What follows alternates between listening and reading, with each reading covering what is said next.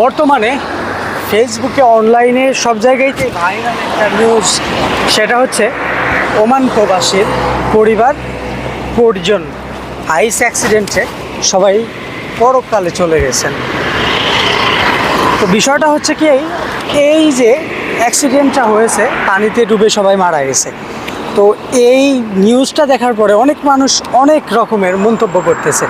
কেউ চলন্ত গাড়ি পানিতে ডুবে গেলে কিভাবে প্রতিকার পাইতে হয় সেই থিওরি প্রকাশ করতেছে, অনেকে অনেক মন্তব্য করতেছে। কিন্তু একটা মানুষকেও আমি দেখলাম না যে তারা এরকম চিন্তা করতেছে যে অদক্ষ ড্রাইভারদের কেন গাড়ি দেওয়া হয়।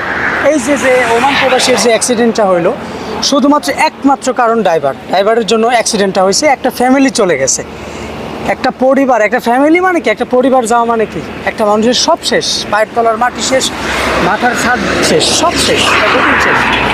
তাহলে বিষয়টা হচ্ছে কি, অদক্ষ ড্রাইভারদের জন্য আমাদের দেশে দিন দিন অ্যাক্সিডেন্টের হার দিন দিন বেড়েই চলেছে।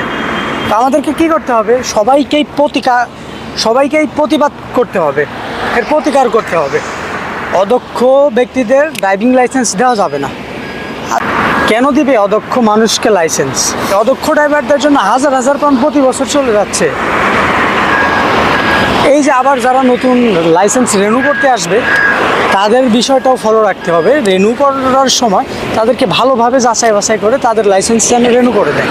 আর অদক্ষ ড্রাইভারদের হাতে গাড়ি দেওয়া থেকে বিরত থাকতে হবে। এবং আমাদের সকলকেই, ওমান প্রবাসীর ভাইয়ের এক ভাইয়ের পরিবার চলে গেছে, আমার পরিবারতে যাবে না তার কোনো গ্যারান্টি নাই, আপনার পরিবারতে যাবে না তার কোনো গ্যারান্টি নাই। সো কী করতে হবে, আমাদের সবাইকেই প্রতিরোধ গড়ে তুলতে হবে, দক্ষ ড্রাইভারদের হাতে গাড়ি দিতে হবে এবং এই যে লাইসেন্সের মধ্যে যে বাটপাড়ি, এইগুলা থেকে দেশকে রক্ষা করতে হবে।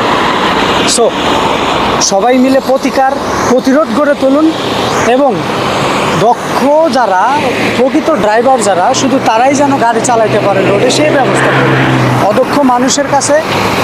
অদক্ষ মানুষেরা যেন গাড়ি চালাইতে না পারে দেশে, সেই পরিবেশ করুন। ঠিক আছে, এখান থেকে শিক্ষা নিন, আগামী প্রজন্মকে সুরক্ষিত রাখার পরিবেশ করুন।